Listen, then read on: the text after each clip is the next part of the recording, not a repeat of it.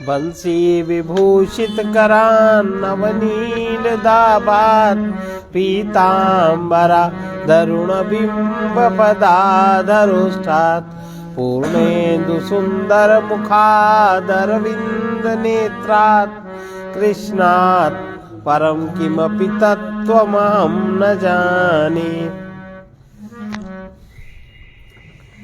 ये जो अव्यक्त है, नाम वाली, अव्यक्त नाम वाली त्रिगुणात्मिका अनादि विद्या परमेश्वर की पराशक्ति वही माया है, जिससे यह सारा जगत उत्पन्न हुआ। बुद्धिमान जन इसके कार्य से ही इसका अनुमान करते हैं। वो माया न सत है न असत है, न सत असत उभय रूप है, न भिन्न है न अभिन्न है, और न भिन्ना भिन्न है, उभय रूप है। न अंग सहित है न अंग रहित है, और न ही उभयात्मिका है, किंतु अत्यंत अद्भुत और अनिर्वचनीय रूप, कहीं ना जा सकने वाली माया ऐसी है। रज्जु के ज्ञान से सर्प ब्रह्म के समान, वो अद्वितीय शुद्ध ब्रह्म के ज्ञान से ही नष्ट होने वाली है। अपने अपने प्रसिद्ध कार्यों के कारण सत्व, रज और तम, ये उसके 3 गुण प्रसिद्ध हैं। रजोगुण क्रिया रूप विक्षेप शक्ति रजोगुण की है, जिससे सनातन काल से समस्त क्रियाएं होती आई हैं, और जिससे राग आदि और दुख आदि जो मन के विकार हैं सदा उत्पन्न होते हैं। काम, क्रोध, लोभ, दम्भ, असूया, गुणों में भी दोष ढूंढना, अभिमान, ईर्ष्या और मत्सर, ये घोर धर्म रजोगुण के ही हैं। अतः जिसके कारण जीव कर्म में प्रवृत्त होता है, और वो रजोगुण ही उसके बंधन का हेतु है। तमोगुण जिसके कारण, तमोगुण का सबसे पहला लक्षण है जिसके कारण वस्तु कुछ है और कुछ प्रतीत होती है। सत्य वस्तु नहीं समझ सकता, और वो तमोगुण की आवरण शक्ति है। यही पुरुष के जन्म मरण रूप संसार का आदि कारण है, और यही विक्षेप शक्ति के प्रसार का भी हेतु। जब तमोगुण की वस्तु कुछ का कुछ समझते, उसी में विक्षेप फैलता है। मल, तमोगुण माने मल, और फिर विक्षेप, फिर आवरण बनता है। तम से ग्रसित हुआ पुरुष। अब जरा अंदाज लगाइए, सारे विश्व में जितने भी लोग हैं तम से ही हैं। तम से ग्रसित हुआ पुरुष अति बुद्धिमान, विद्वान, चतुर, शास्त्र के अत्यंत सूक्ष्म अर्थों को देखने वाला भी हो, तो भी वो नाना प्रकार समझाने से भी अच्छी तरह नहीं समझता। माने जिसकी बुद्धि इतनी तीव्र हो, अगर तम का आवेश उस पर है, तो नाना प्रकार से समझाने पर भी वो नहीं समझता। वो भ्रम से आरोपित हुए पदार्थों को ही सत्य समझता है, और उन्हीं के गुणों का आश्रय लेता है। हो दुरंत तमोगुण की अमहति आवरण शक्ति बड़ी प्रबल है। इस आवरण शक्ति के संसर्ग से युक्त पुरुष क्या होता है, उसमें कोई भावना नहीं होती, भावहीन, अभावना। और अगर कुछ हुआ भी, ब्रह्म नहीं है, ईश्वर नहीं है, जिसने ऐसा ज्ञान हो जिसको, वो अभावना कहलाती है। और विभावना, विपरीत भावना क्या है? मैं शरीर हूं, यही विपरीत भावना है। अब इससे ऊपर कौन है? किसी के होने में संदेह, ये असंभावना कि ऐसा कैसे, तो असंभावित बात है। और है या नहीं, इस तरह के संशय को विप्रतिपत्ति कहते हैं। तो इस आवरण शक्ति के संसर्ग से युक्त पुरुष को अभावना, विपरीत भावना, असंभावना और विप्रतिपत्ति, ये तमोगुण की शक्तियां नहीं छोड़ती, और विक्षेप शक्ति उसे निरंतर डामाडोल करती रहती है। इसके परिणाम स्वरूप और भी शक्ति है। जैसे व्यक्ति एकदम अज्ञान से ग्रसित हो जाता है, जो वो मान लेता बस वो वही मानता। अज्ञान, और फिर शरीर में आलस्य, फिर जड़ता, और फिर निद्रा, प्रमाद, मूढ़ता, ये तम के गुण हैं। इनसे युक्त हुआ पुरुष कुछ भी नहीं समझता, वो निद्रालु या स्तंभ के समान जड़वत रहता है। अब सत्व गुण क्या है? सत्व गुण की शक्ति क्या? इसलिए प्रत्येक व्यक्ति को अपने में सत्व गुण बढ़ाना चाहिए। किसी भी प्रकार से जितना ज्यादा उसमें सत्व बढ़ेगा उतना ही उसको इस अविद्या से मुक्ति होगी। सत्वं विशुद्धं जलवत् तथापि, सत्वं विशुद्धं जलवत् तथापि, ताभ्यां मिलित्वा शरणाय कल्पते, समां मिलित्वा शरणाय कल्पते। यत्रात्मबिम्बः प्रतिबिम्बितः सन्, यत्रात्मबिम्बः प्रतिबिम्बितः सन्, प्रकाशयत्यर्क इवाखिले जडम्, प्रकाशयत्यर्क इवाखिले जडम्। सत्वगुण जल के समान शुद्ध है, तथापि रज और तम के मिलने पर वो भी पुरुष की प्रवृत्ति का कारण बनता है और उसमें प्रतिबिंबित होकर आत्मबिंब सूर्य के समान समस्त जड़ जगत को प्रकाशित करता है। मिश्रस्य सत्वस्य भवन्ति धर्मा, मिश्रस्य सत्वस्य भवन्ति धर्मा, स्वत्वानिताद्या नियमायमाद्या, स्वत्मानिताद्या नियमायमाद्या।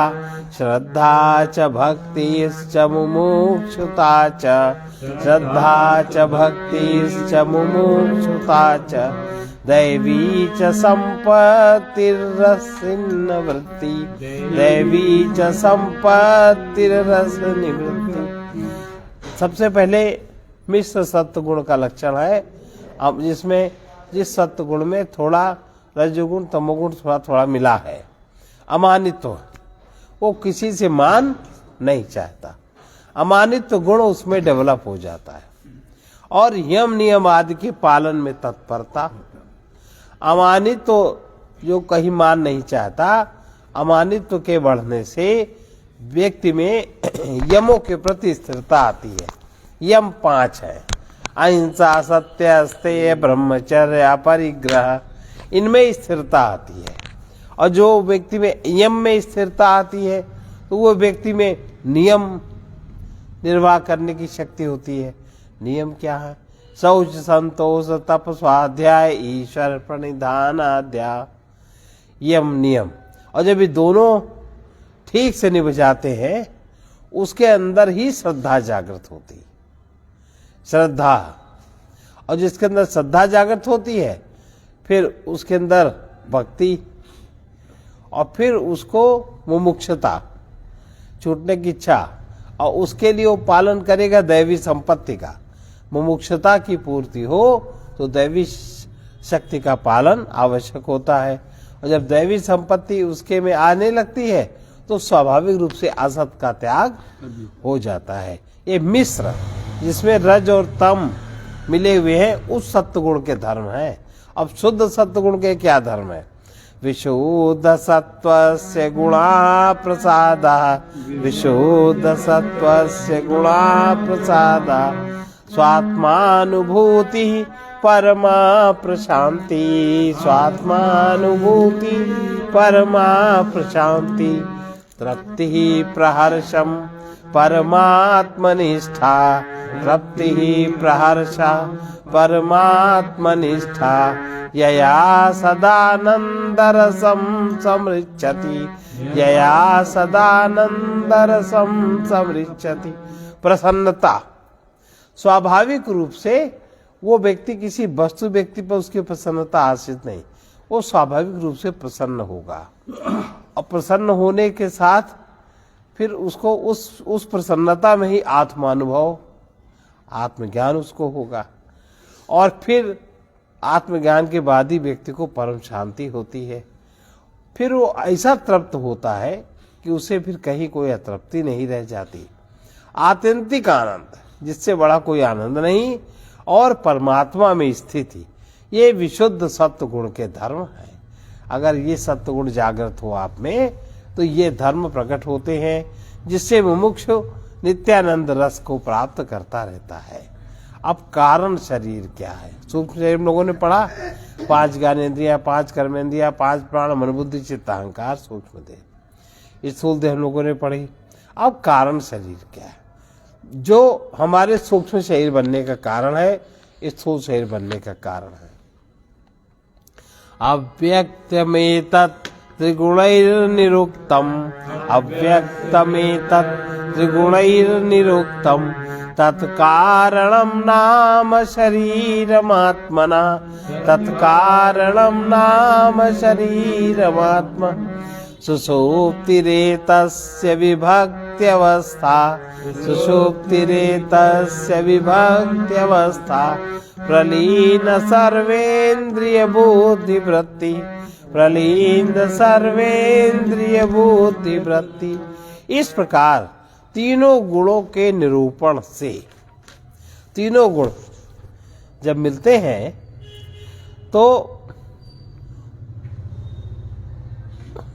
तीनों गुणों का निरूपण हुआ, ये अव्यक्त का वर्णन हुआ। अव्यक्त माने कारण प्रकृति, आदि प्रकृति, इसका वर्णन हुआ। यही ये जो तीनों गुणों का निरूपण एक साथ होता है, यही मूल प्रकृति है, अव्यक्त है, अर्थात यही कारण शरीर है। विराट में मूल प्रकृति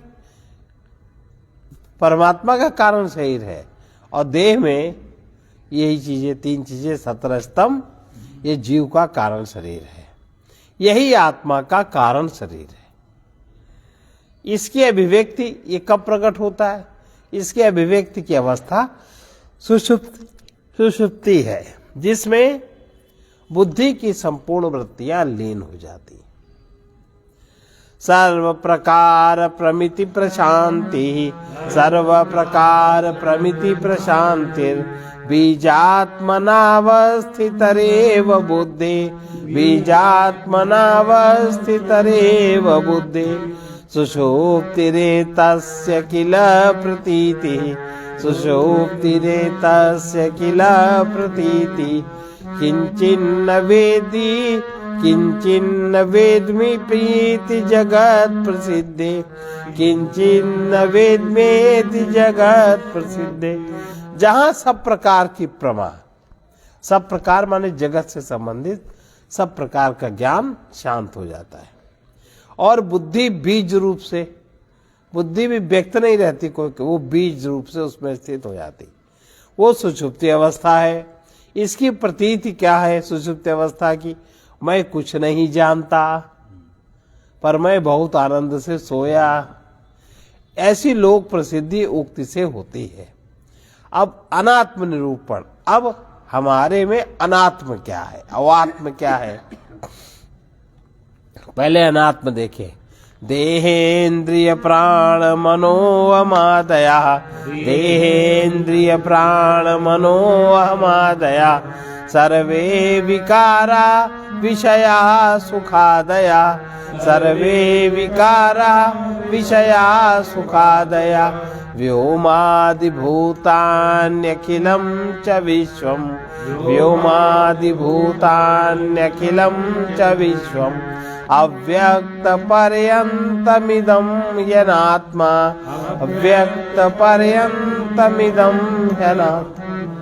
देहेन्द्रिय प्राण मनोअमादया, देहेन्द्रिय प्राण मनोअमादया, सर्वे विकारा विषया सुखादया, सर्वे विकारा विषया सुखादया। व्योमादिभूतान्यखिलं च विश्वं, व्योमादिभूतान्यखिलं च विश्वम्, अव्यक्तपर्यन्तमिदं ह्यनात्मा, अव्यक्तपर्यन्तमिदं ह्यनात्मा। अनात्म क्या है? देह, फिर देह में स्थित इंद्रियां, फिर इंद्रियों में स्थित प्राण, फिर प्राण में स्थित मन, और मन में स्थित अहंकार, और सारे विकार, और सुखादि संपूर्ण जिनसे हमें सुख की प्रतीति होती है, वो संपूर्ण विषय। आकाश आदि 5 महाभूत, अव्यक्त पर्यंत, अव्यक्त माने 17 स्तंभ, अव्यक्त पर्यंत निखिल विश्व माने कारण शरीर तक ये सभी अनात्मा है। माया माया कार्यम सर्वम, माया माया कार्यम सर्वम महदादि देह पर्यंतम, महदादि देह पर्यंतम असदिदम मनात्मकम त्वम, असदिदम मनात्मकम त्वम विद्धि मरुमरीचा मरीचिका कल्पम, विद्धि मरुमरीचिका कल्पम माया माया कार्यम, माया माया कार्यम सर्वं महदादि देह पर्यंतम, महदादि देह पर्यंतम असदिदं मनात्मकं त्वं, असदिदं मनात्मकं त्वं विद्धि मरुमरीचिका कल्पम, विद्धि मरुमरीचिका कल्पम। माया, माया और महत्तत्व से लेकर देह पर्यंत माया के संपूर्ण कार्यों को तू मरुमरीचिका के समान असत और अनात्मक जानो। ये हुआ अब आत्मनिरूपण। ये तो हो गया अनात्मा, जो जड़ है, जो चेतन नहीं है। अब आत्मा क्या है? आत्मा किसको जानोगे? आत्मा की पहचान कैसे करोगे? जड़ में चेतन की का व्यक्तीकरण कहाँ किस प्रकार हो रहा है उसको बता रहे हैं। अथ ते संप्रवक्ष्यामि स्वरूपं परमात्मनः, स्वरूपं परमात्म यद विज्ञाय नरो, यद विज्ञाय नरो बंधान मुक्तः कैवल्यमश्नुते, बंधान मुक्तः कैवल्य। अथ ते संप्रवक्ष्यामि स्वरूपं परमात्मनः, स्वरूपं परमात्म यद विज्ञाय नरो बंधान, नरो बंधान मुक्तः कैवल्यमश्नुते, मुक्तः कैवल्यमश्नुते। अब मैं तुझे, गुरु जी कह रहे चेले से, अब मैं तुझको परमात्मा का स्वरूप बताता हूं। ये तो जड़ जगत, जड़ बता दिया। अब परमात्मा का असली स्वरूप क्या है, जिसे जानकर, जिसे कोई भी मनुष्य जानेगा वो बंधन से छूट जाएगा और कैवल्य पद उसको प्राप्त हो जाता है। केवल इतना, जिसे जानते ही बंधन मुक्त हुआ और कैवल्य पद उसको प्राप्त हुआ। इसमें अन्य कुछ करने की जरूरत नहीं। अब गुरु जी क्या कहते हैं देखो। अस्ति कश्चित् स्वयं, नित्य अहं प्रत्यय लंबनः, नित्य अहं प्रत्यय लंबनः अवस्थात्रय साक्षी सन्, त्रय साक्षी सन् पंचकोश विलक्षणः, पंचकोश। अस्ति कश्चित् स्वयं नित्यमहं प्रत्यय लंबनः, महं प्रत्यय लंबनः अवस्थात्रय साक्षी सन्, पंचकोश विलक्षणः, पंचकोश। अहम प्रत्यय का आधार देखो। अब जहां जहां अहम का व्यक्तीकरण है, ये जो अहम प्रत्यय, प्रत्यय उसको कहते हैं जो सब जगह एक समान व्याप्त हो। जैसे माता प्रत्यय है, मातृशक्ति और मातृत्व अनुभव जितने भी माता हैं सबको एक सा है। ऐसे ही जो अहम मैं है, ये